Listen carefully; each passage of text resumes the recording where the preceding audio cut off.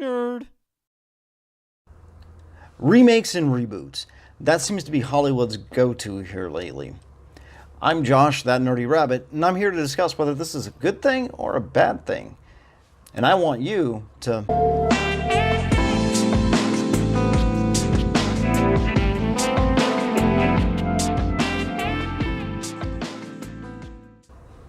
It's the thing that's been happening a lot here lately. Either your favorite movie or your favorite show is either getting a remake or a reboot. Now, tons of people out there absolutely don't like this idea. They want new and fresh original ideas. And to be honest, there really is a lot out there where we are having new and fresh ideas. I mean, take Netflix, for example. Tons of movies, tons of shows that aren't remakes or reboots. There are stories out there. In my opinion, I think a lot of people don't like the idea of either having a remake or a reboot because they kind of hold on to it as this little nostalgia egg. We want to cradle that thing, we want to take care of it, and we want to nurture it. Take, for example, Ghostbusters. I grew up watching the Ghostbusters and watching the Ghostbusters cartoon, and I absolutely love it. Now, out there right now, there's talks of doing a third movie, and a lot of people are either saying, well, they're just rebooting the reboot, because there was a reboot in 2016. In all honesty, it really is just a sequel, because they're trying to get the original cast back and everything like that. So it's not really a reboot, but the one that came out in 2016 was. And there's a lot of people out there who absolutely did not like that movie. Now, there are people out there who did like that movie as well, though. I'm going to leave that one alone. But then you have other ones that are out there, like the RoboCop movie. A lot of people really didn't like the RoboCop movie.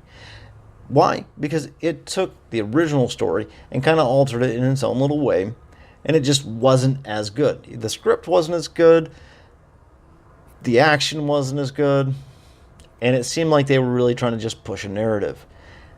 Don't ever do that with your remake or your reboot.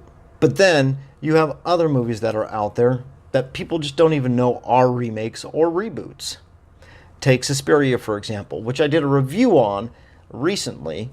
And if you want to catch that one after finishing up this video, I'll post that in the description down below, so that way you can go and check that out and see what I thought about it. But that's one of those ones where it wasn't really well renowned unless you were into niche horror movies back in the day. It came back out in the 70s. And that one is a prime example of people just didn't know it was either a remake or a reboot. And there's a lot of them out there that are like that. Now, me personally, I'm in that category of I like the idea of having remakes and reboots. Now, it's kind of a coin toss right there whether or not you're going to get anything that's good or bad. But at the same time, sometimes it's worth the effort. Dawn of the Dead is a prime example. They did a remake of that one. And me personally, I absolutely love that movie. I thought it was great. They kind of took what we had with the original, added a few things here, and kind of flipped the story on its head in certain ways. And I thought it turned out fantastic.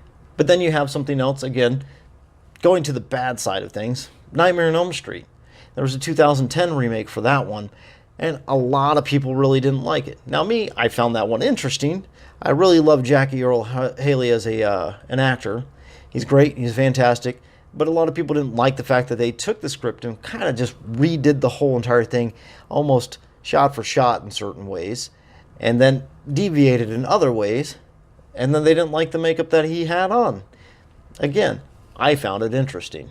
My main reason for the whole thing of liking remakes and reboots is the fact that we get to take something that we held on to growing up or watching and loving and putting it out there for a new audience. Maybe it's the kids who've grown up and they finally get to check out something that's super awesome that we loved.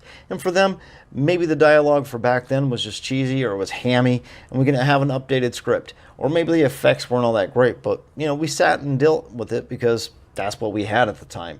Where they get to experience a brand new way of looking at things. Now, with that though, take John Carpenter's The Thing. Made in the 1980s. And it's actually a remake of a movie from the 50s. A lot of people don't know that, but it's a critically acclaimed movie. I can hardly ever find anybody that's just like, I don't like that movie, especially when they enjoy horror movies. What I want to do, though, is I want to kind of encourage you to try and embrace some of the ideas of the remakes and the reboots. But put your own kind of thoughts out there, too. Let it be known, hey, this is kind of like what we like. This is what we want to be able to see. Let people know whenever they make a bad remake or a reboot, so that way they can understand, hey, that just didn't work. Granted, you might get a little flack for doing some of that. Again, Ghostbusters, I'm looking at you.